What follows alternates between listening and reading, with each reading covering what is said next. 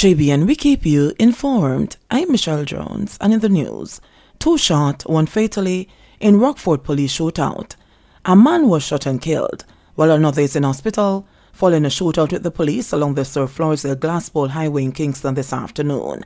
The police say a manhunt is on for 2 cronies. The police say cops were conducting patrols in the area when about 12:10 p.m.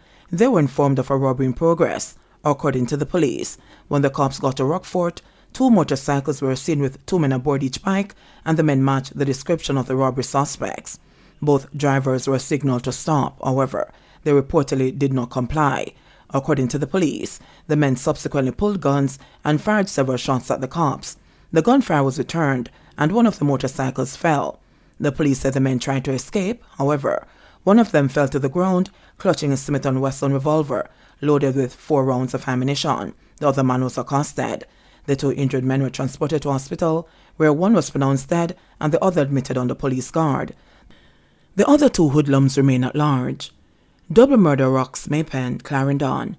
Just days after 3 people were shot and killed at a shop in Clarendon, investigators in the parish are now probing a double murder, this time in the Box Common community in Maypen. 3 people were injured in Thursday night's attack, 2 were pronounced dead at hospital. The deceased have been identified as 32-year-old janitor Omar Sinclair, also known as Schoolie, and 31-year-old Dwayne Collins, both of the neighboring Bailey's Avenue community. The third person, a female, was also injured. According to the police, all 3 victims were among a group of residents attending a wake. About 10:45 p.m., men on foot approached the group and opened fire, hitting all 3 people. When the police arrived on the scene, the 2 men and a female were found suffering from gunshot wounds and were transported to hospital, where the male victims were pronounced dead. The police said the Box Common area has been experiencing a lull in criminal activities in recent times. However, the community is still of concern due to its history of violence coupled with an ongoing gang feud. 3rd death from Hayes, Clarendon shooting. A 3rd person succumbed to injuries resulting from Tuesday night's shooting in Hayes, Clarendon. The deceased has been identified as 51-year-old O'Neill Lennon, also known as Blacks or Steelman, of Captureland in Newtown, Hayes. It is reported that Lennon died sometime after 11 a.m. on Thursday while undergoing treatment in hospital. He was one of 7 people who were at a shop playing dominoes when a silver Toyota Axle motor car drove up. 2 men alighted and opened gunfire. The other injured individuals were assisted to the Lioneltown Hospital, where 40-year-old laborer Christopher Romani and 16-year-old DeMarco Gibson were pronounced dead. 4 people remain in hospital. The police later reported that during the processing of the scene, a magazine containing 14 rounds of ammunition was found. 61-year-old farmer charged for attacking welder. A 61-year-old man accused of attacking and injuring another with a jackhammer in Park Hall District in Clarendon has been arrested and charged by police. Charged with unlawful wounding and malicious destruction of property is Alric Gale, a farmer from Nareen Castle in Frankfield in the parish. The injured man is a 43-year-old welder. It is reported that about 10 a.m., both men had a disagreement, which later turned into an altercation. Police said during the altercation, a jackhammer was used to cut the welder on the left side of his face. The welder's iPhone 11 Pro Max, the police reported, was thrown to the ground and stepped on, causing the screen to be damaged beyond repair. Damage is estimated at $150,000. After the incident, the welder made a report to the police, and Gale was pointed out. Following investigations, he was subsequently arrested and charged. St. Ann tool bus crash death toll moves to 4. The death toll from Sunday's tool bus collision on the Londover Main Road in St. Ann has moved to 4. Another of the injured passengers hospitalized after the crash died at the Conway Regional Hospital in St. James on Thursday evening. His name has not been released. Chief Executive Officer of the St. Anne's Regional Hospital, Dennis Morgan, said the man was among 5 critically ill patients who had to be transferred to other health facilities for treatment. On Thursday, a 20-year-old woman died from injuries sustained in the crash. On Sunday, 38-year-old bus driver Kermit Grant and his 56-year-old passenger Elizabeth Palmer died. One of the injured has been released from hospital, while 18 remain hospitalized. Portmore woman gets 4 years in prison for manslaughter. A Portmore woman who fatally stabbed a man during a dispute over a clothesline was on Thursday sentenced to 4 years in prison. Justice Bertram Morrison handed down the sentence in the St. Catherine Circuit Court. 27-year-old Celine Edwards was charged with murder, but she pleaded guilty to the lesser offense of manslaughter. The judge told Edwards that she had a good community report, that she was young, and that she did not waste the court's time. Facts before the court are that on July 23, 2018, Edwards and the deceased, 20-year-old Jordan Silburn, who were tenants at the same house in Gregory Park, had a dispute. Silburn was in the process of washing clothes when a confrontation developed between them over the use of a clothesline. The court was told that Edwards used the knife to stab Silburn in the chest. He was rushed to the Spanish Town Hospital, where he succumbed. An investigation was launched by the Caymanas Police, which resulted in Edwards being arrested and charged with murder. A murder trial started, however, she pled guilty to the lesser offense of manslaughter. Attorneys at law Deneve Barnett and Lyndon Wellesley represented Edwards. Owner of missing guns still not charged. Senior police personnel in Hanover seemingly in the dark on reasons for the delay in laying charges against the owner of 2 guns that went missing last year from a villa on the property of the Trial Club Hotel. Reports are that a shotgun and a handgun went missing from the Rocksteady Villa at the hotel in Sandy Bay, Hanover, and the caretaker of that villa, a taxi operator at the property, Balfour Hutchinson, had since been arrested and charged for the missing guns. According to a source, the villa owner, who is a licensed farm holder, left the property for an unstated amount of time. He left the guns in the villa, and as he usually does, left Hutchinson with the keys and in charge. On his return, however, both guns were said to be missing, and the Hanover police were called in to investigate. Hutchinson was questioned and charged for larceny of firearm and criminal negligence. The matter is now before the Hanover Parish Court. Hutchinson first faced the Hanover Parish Court on May 30 and was offered bail in the sum of $300,000 with 1 to 3 sureties, ordered to surrender his travel documents, and report to the Sandy Bay Police once weekly on Mondays.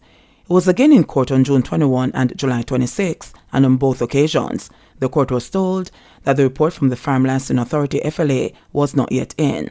At the last court sitting, the matter was put off until September 20.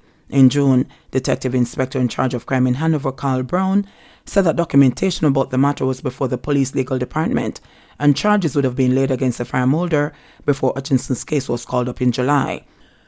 But with no action taken, and following the call-up of the case on July 26, Superintendent of Police in charge of Hanover, Sharon Beeput, has promised closer vigilance on the matter.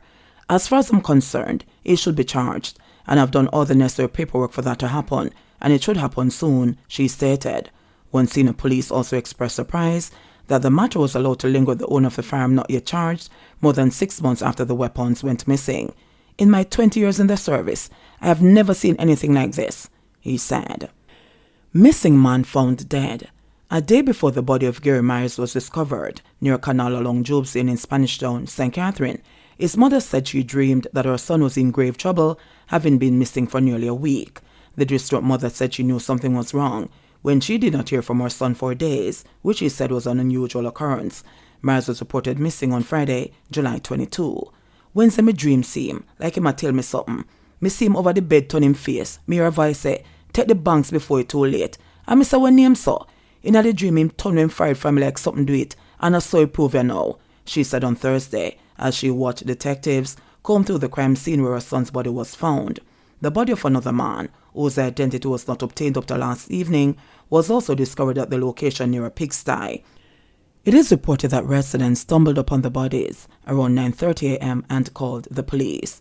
According to the grieving mother, Myers was arrested in 2015 for illegal possession of a firearm and sentenced to 7 years in prison. She stressed that he was in the wrong place at the wrong time and had promised to turn his life around once he was released. She blamed bad company for his incarceration. Me tell him say must face whatever come from him arrest.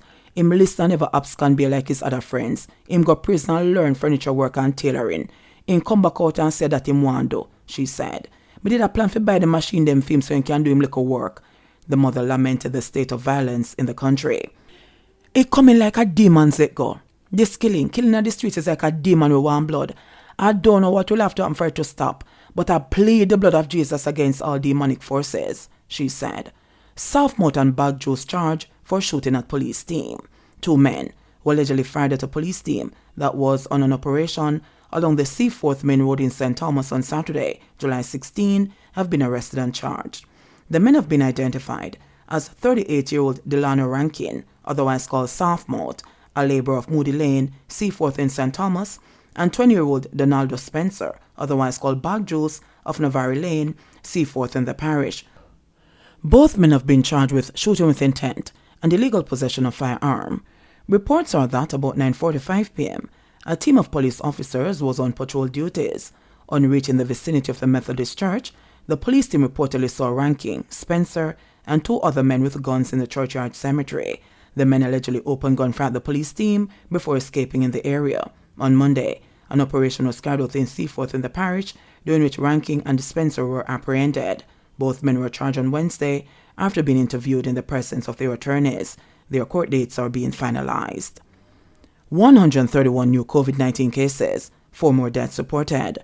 Jamaica on Thursday reported 131 new cases of COVID-19 and 4 more virus-related deaths in the last 24 hours, bringing the total confirmed cases to 146,114 and the death toll to 3,191.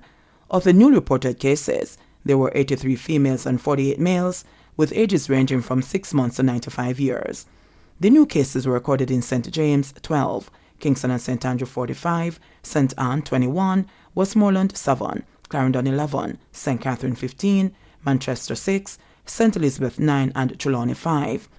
The latest fatalities are a 67-year-old female from St. James who died in September 2021, a 75-year-old female from Clarendon who died in October 2021, a 96-year-old male from St. Elizabeth who died in July 2022, and a 71-year-old male from St. Thomas who died in July 2022. According to the latest statistics from the Ministry of Health and Wellness, the country also recorded 93 recoveries for a total of 93,637. There are 1,310 active cases of COVID-19 on the island. The positivity rate for the latest round of testing now stands at 22.6%. Currently, 101 people are hospitalized, with 4 being critically ill. In sports news, Sunshine Girls defeat Wales 72-43 at Commonwealth Games. Jamaica's Sunshine Girls got off to a winning start in the netball competition at the Commonwealth Games in Birmingham on Friday, beating Wales 72-43 in Pool A at the NEC Arena. The Sunshine Girls, who won the bronze medal when the event was last held in 2018 in Australia, were always in control and led 16-12 after the first quarter. They were up by 16 goals, 38-22 at halftime. The Jamaicans increased the margin to 24 at the end of the third quarter as they led 51-31. Captain Janelle Fowler led from the front with 32 goals from 33 attempts. Shimona Nelson was perfect with 29 goals from 29 attempts, while Rebecca Robinson scored 3 from her 5 attempts. The Sunshine Girls will be back in action on Saturday when they play South Africa at the same venue. In football news, Arborview to play Caribbean All-Stars in Brooklyn. Jamaica Premier League champions Arborview will head to New York City in September to face off with the Caribbean All-Star team in the VM Group Cup. The Stars of the East will play a Caribbean select team at Old Boys High School in Brooklyn on Saturday, September 3 at 5 p.m. The Caribbean All-Star select team comprises players from the Caribbean Premier League soccer tournament in the Tri-State region. Head coach of Arborview Football Club, Ludlow Bernard, reflects on the importance of this fixture. This opportunity provides development, visibility and exposure to many of our young players. As the new 5-star generals in Jamaica, we're enthusiastic about facing this international 11. Football fans in general, and Arborview fans in particular, can come out to see our young Trevon Reed and our new sensational goalkeeper Anthony Bennett, as well as Joshua Anglin, Philemon Lawrence and Nicholas Hamilton. These are all upcoming stars of Arborview. We look forward to your support. JBN, we keep you informed. Please remember to subscribe, like, share, leave us a comment and click the notification bell to receive our daily news items.